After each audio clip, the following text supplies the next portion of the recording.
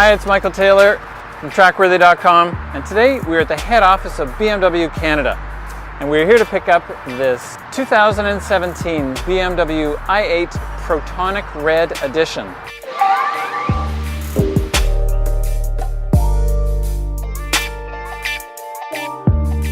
So the i8 represents the pinnacle of design and technology right now for BMW. It is a hybrid car, a 131 horsepower electric motor driving the front axle, a 231 horsepower 1.5 liter 3-cylinder turbocharged engine powering the rear axle. So combined, you've got 4-wheel drive and 362 horsepower. So you have 3 options when it comes to charging your i8 or any of the other BMW hybrid cars.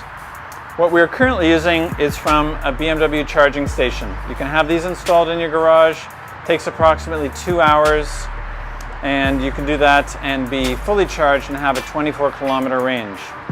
Second option, which is much less common, is to see one of these DC chargers, and these take just 30 minutes, which is extremely fast.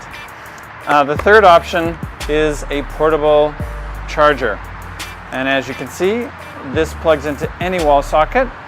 Plug this into your car, and within about 8 hours, or in other words overnight, your car is fully charged. So if you're staying at a hotel or a friend's place or doing it in your garage because you don't have one of these, overnight you can get the car charged, and that'll give you the 24-kilometer range, but you're never solely reliant on the batteries or the charge.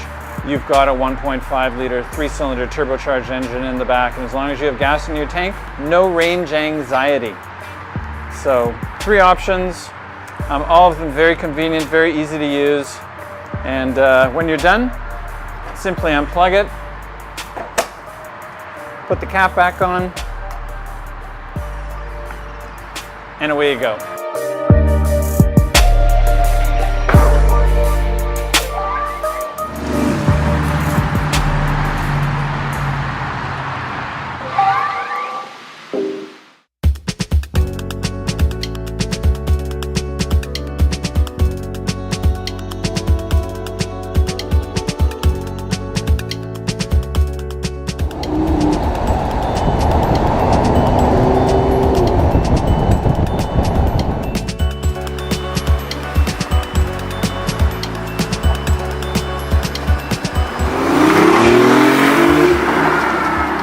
A surprisingly normal car to drive.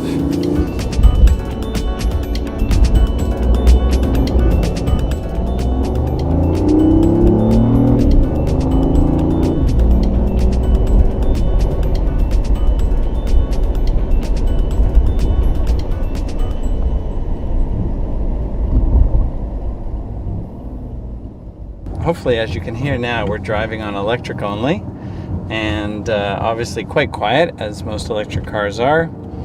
And then move the shifter over to the left, get into sport, and the gasoline powered engine fires up, so you get the 230 extra horsepower out of the 1.5 liter turbo in the back, driving the rear axle. And once that's going, you can play with the paddle shifters and make all sorts of nice sounds with this surprisingly noisy and robust sounding 1.5 liter inline 3-cylinder engine.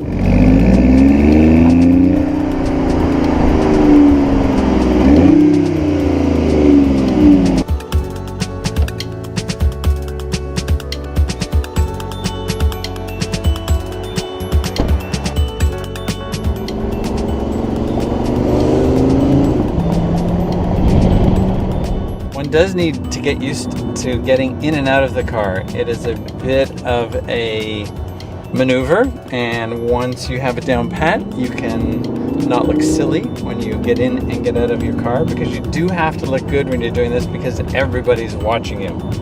So as we maneuver our way through the congested traffic of Toronto, an amazingly maneuverable car, very light. The car only weighs roughly 3,300 or 3,400 pounds, so it is quite light, and it feels very light. The 131 horsepower electric motor gives you plenty of get up and go, so you really don't you know, you would never know that you're running a 131 horsepower electric motor.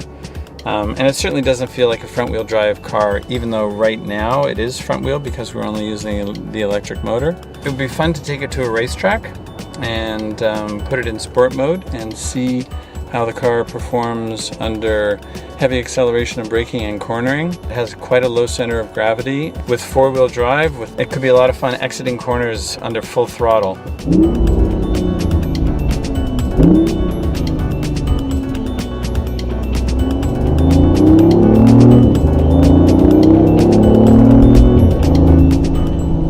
Interesting fact, when the car is fully charged and you go from 0 to 60 or 0 to 100 kilometers an hour, it will do it on electric only in 4.5 seconds.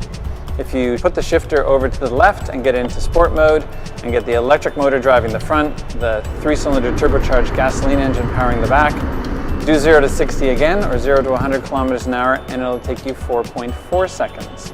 So it's 1/10 of a second quicker from 0 to 60 using all-wheel drive versus using just the electric front-wheel drive.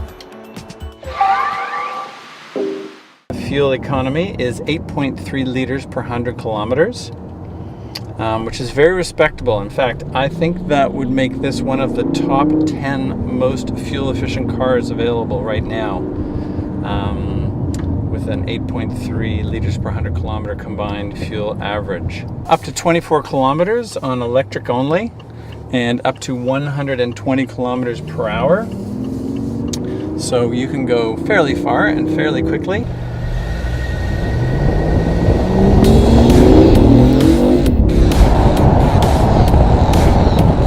I'm going to turn off the gasoline-powered engine, and it should become quite quiet as we cruise along using no fossil fuels at all.